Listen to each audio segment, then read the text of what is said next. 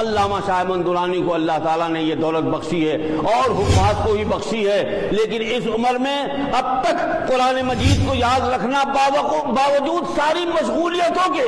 صبح سے شام تک قائد اہل سنت کی مشغولیت آپ دیکھ لیں، بیرونی دنیا کی مشغولیت، پاکستان کی مشغولیت، سیاسی معاملات کی مشغولیت، مریدین اور متفقین کی مشغولیت، اور اوراد و وظائف کی مشغولیت اور سارے دوسرے مشاغل، اس کے باوجود بھی 55ویں محراب سنا دینا یہ بھی ان کی کرامت کی دلیل ہے۔ بولو اس سے بڑی کرامت اور کیا ہو؟ میں نے تو ان کا ظاہر بھی دیکھا ہے اور باطن بھی دیکھا ہے۔ میں علی وجہ شہادت اس مسجد میں کہتا ہوں کہ خدا کی قسم تقویٰ کا وہ درجہ حاصل ہے جو آپ نہیں جان سکتے، یہ جانتے ہیں اور ان کے لوگ جانتے ہیں، اور میں چونکہ ان کے دن اور رات ساتھ رہا ہوں، مجھے معلوم ہے کہ حضرت علامہ شاہ احمد نورانی تقویٰ کے کس معراج پر ہے، یہ میں آپ کو بتا رہا ہوں۔ کسی فرض کا چھوڑ دینا،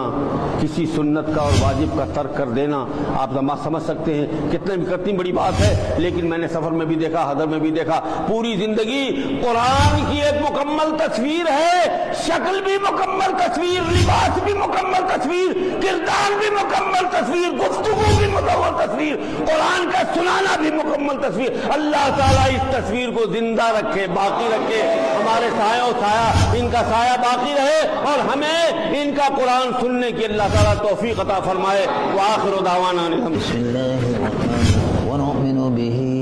ونتوكل عليه ونعوذ بالله من شرور أنفسنا ومن سيئات أعمالنا من يهده الله فلا مضل له ومن يضلله فلا هادي له ونشهد أن لا إله إلا الله وحده لا شريك له ونشهد أن سيدنا ونبينا وحبيبنا ومولانا محمد صلى الله تعالى عليه وسلم عبده ورسوله الذي أرسل إلى الخلق كافة بشيرا ونذيرا وداعيا إلى الله بإذنه وسراجا منيرا وبشر المؤمنين بأن لهم من الله فضلا كبيرا يا رب صل وسلم دائما أبدا على حبيبك خير الخلق كلهم قال الله عز وجل في شان حبيبه إن الله وملائكته يصلون على النبي يا أيها الذين آمنوا صلوا عليه وسلموا تسليما سيدنا ومولانا محمد وعلى آله وصحبه وسلم صلاة وسلاما عليك يا سيدي يا رسول الله۔ اللہ تبارک و تعالی جل جلالہ عم نوالہ کا فضل و کرم اور اس کا احسان ہے کہ آج شب قدر ہے، پہلی شب قدر ہے، 20 تاریخ 21ویں شب قدر ہے، اور شب قدر کی اس بابرکت محفل میں ختم قرآن بھی ہوا ہے۔ اللہ تبارک و تعالی جل جلالہ عم نوالہ قدر کی اس بابرکت رات میں، شب قدر کی اس بابرکت رات میں اللہ تبارک و تعالی ختم قرآن مجید و فرقان حمید کی ان بابرکت ساعتوں میں جو رحمتیں نازل ہو رہی ہیں، ان میں مجھے اور آپ کو، ہم سب کو حصہ عطا فرمائے، اور جو دعائیں ختم قرآن کے موقع پر ہم نے کی ہیں، اللہ تبارک و تعالی میں یقین کے ساتھ یقین رکھتا ہوں کہ انشاءاللہ وہ قبول ہے اور ہمارے لیے ذخیرہ آخرت ہے، اس لیے کہ حضور پرنور سید العالمین محمد رسول اللہ صلی اللہ تعالی علیہ وسلم کا ارشاد مبارک، صحابی رضی اللہ عنہ وارضہ حدیث بیان کرتے ہیں، ارشاد فرماتے ہیں، کنز العمال میں یہ حدیث موجود ہے، حضور پرنور صلی اللہ علیہ وسلم نے ارشاد فرمایا، اذا ختم العبد القرآن، جب کوئی شخص قرآن مجید و فرقان حمید کو ختم کرتا ہے تو ختم قرآن کے وقت اللہ تبارک و تعالیٰ کی رحمت کے 60,000 فرشتے اترتے ہیں۔ کبھی روح زمین پر مسلمان اپنے گھروں میں ختم قرآن کرتے ہیں، مسجدوں میں ختم قرآن ہوتے ہیں، مدرسوں میں ختم قرآن ہوتے ہیں، جہاں بھی جب بھی ختم قرآن ہوتا ہے، قرآن مجید و فرقان حمید کا اختتام ہوتا ہے، تو اس مقام کو 60,000 فرشتے رحمت کے گھیر لیتے ہیں، اور جب دعا ہوتی ہے تو 60,000 فرشتے اس دعا پر آمین کہتے ہیں۔ ظاہر ہے جب فرشتے 60,000 فرشتے اللہ رب العالمین جل جلالہ و عم نوالہ کی رحمت کے 60,000 فرشتے جب اس دعا پر آمین کہہ رہے ہوں گے تو اس کی قبولیت میں کیا شک رہ جاتا ہے؟ تو دعائیں قبول ہیں، ایک بابرکت اور بڑا مبارک موقع ہے، اور اللہ تبارک و تعالی نے مجھ گناہگار و سیاہ کار کو بھی اور آپ سب کو یہ موقع عطا فرمایا۔ میں اپنے آپ کو اللہ رب العالمین جل جلالہ و عم نوالہ کے حضور میں گناہگار و سیاہ کار و بدکار ہوں، لیکن یہ بہت بڑی سعادت مجھ کو عطا ہوئی، اس کا فضل ہے۔ اور میرے والدین، میری والدہ ماجدہ اور میرے والد ماجد رحمۃ اللہ علیہ، شیخ طریقت حضرت مولانا شاہ محمد عبدالعلیم صاحب صدیقی مدنی رحمۃ اللہ علیہ، ان کی تربیت، ان کی دعائیں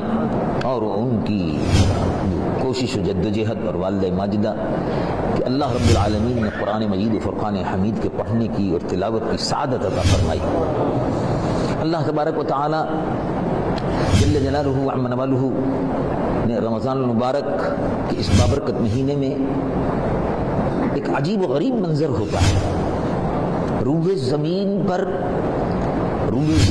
پر جہاں جہاں مسجدیں ہیں، ایک عجیب و غریب سما ہے کہ فرش زمین پر تلاوت ہو رہی ہے، ایک عجیب و غریب سما ہے کہ جگہ جگہ دنیا کے کسی بھی حصے میں چلے جائیے۔ اب ایک مقام تھا کہ جہاں اس پورے ملک میں کوئی مسجد نہیں تھی، پورے ملک میں کوئی مسجد نہیں، ناروے دنیا کا آخری کنارہ ہے، شمال میں، نارتھ میں آخری کنارہ ہے، نارتھ کا آخری کنارہ ہے دنیا کا، اس کے بعد دنیا ختم ہو گئی، اب کوئی آبادی نہیں ہے، پانی پانی، سمندر ہی سمندر، کوئی مسجد نہیں تھی۔ لوگوں کے دلوں میں خیال آتا تھا، اس میں گناہگار بھی شامل تھا، کہ بھئی اس خطے میں دنیا کی اس آخری کنارے پر کوئی مسجد نہیں ہے، کوئی قرآن کی تلاوت نہیں ہوتی، کوئی قرآن پڑھنے والا نہیں ہے، کوئی قرآن سنانے والا نہیں ہے، اللہ کا کلام اس خطے میں ضرور پہنچنا چاہیے۔ اور حضور پرنور صلی اللہ علیہ وسلم کا ارشاد مبارک ہے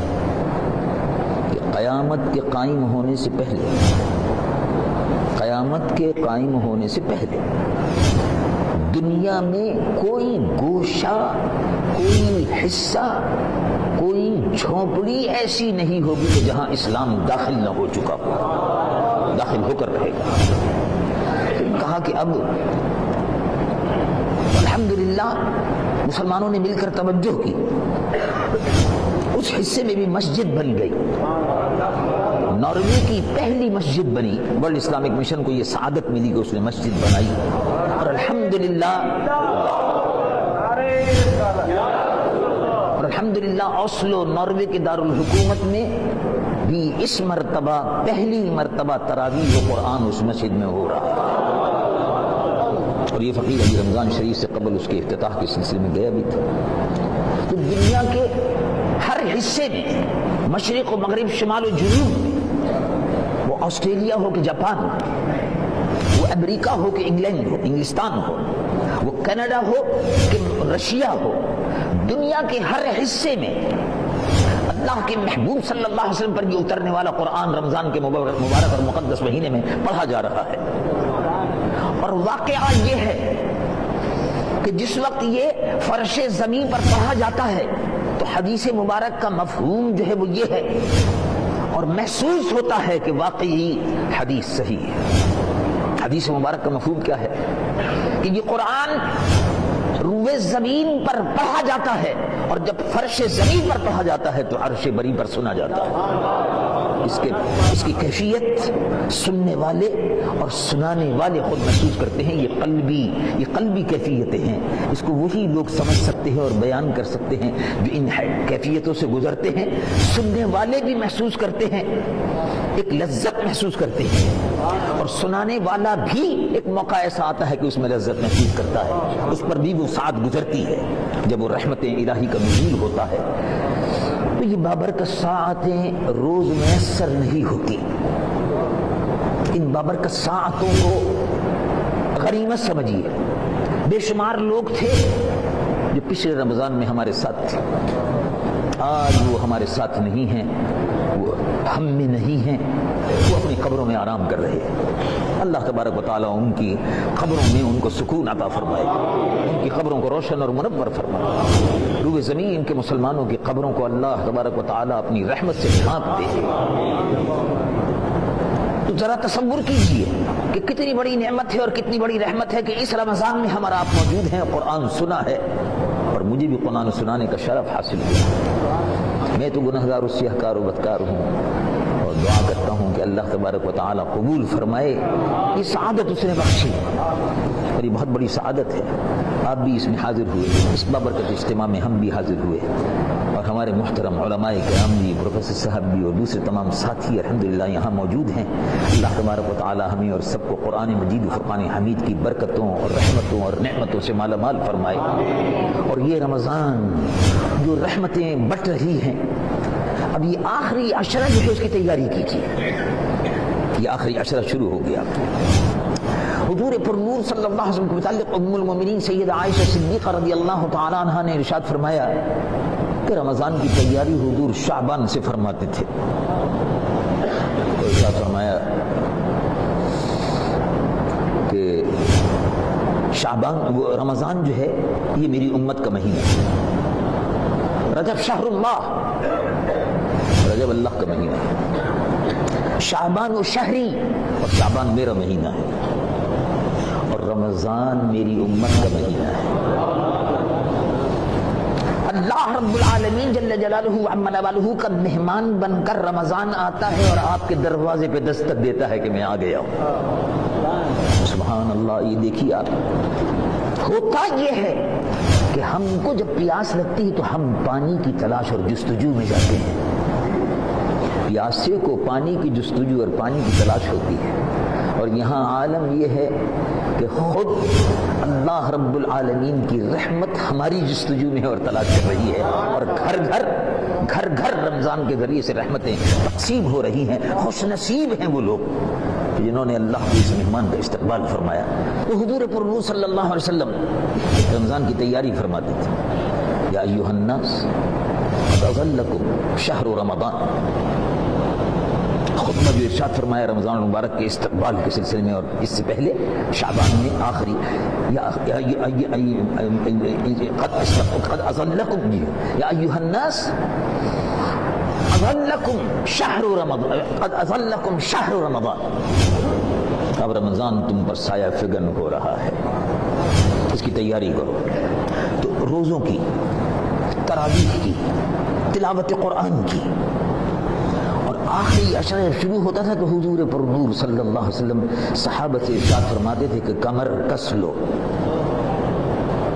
دیکھو شاید یہ کہیں تمہارا آخری رمضان نہ ہو۔ جو رحمتیں اور سعادتیں اللہ کے حضور میں لے سکتے ہو، دروازے کھل جاتے ہیں، اور 24 گھنٹے یہ آواز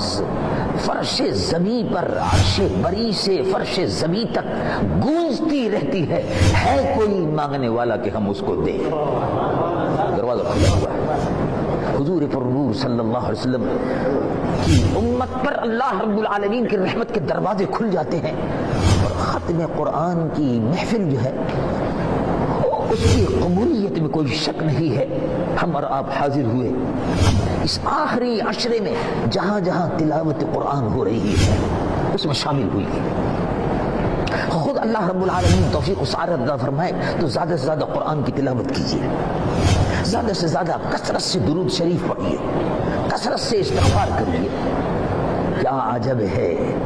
کہ اللہ رب العالمین نے اپنے محبوب کو جو ارشاد فرمایا کہ شہرن, اے میرے محبوب یہ وہ مہینہ ہے کہ جس کے اول میں آپ کی امت پر رحمت تقسیم کرتا ہوں اور جس کے بیچ میں درمیان میں جو عشرہ ہے اس میں مغفرت کے دروازے کھول دیتا ہوں اور آخری عشرہ جو ہے اس میں اے محبوب آپ کی امت کو مغفرت عطا کرنے کے بعد دوزخ سے ہمیشہ کے لیے آزاد کر دیتا ہوں.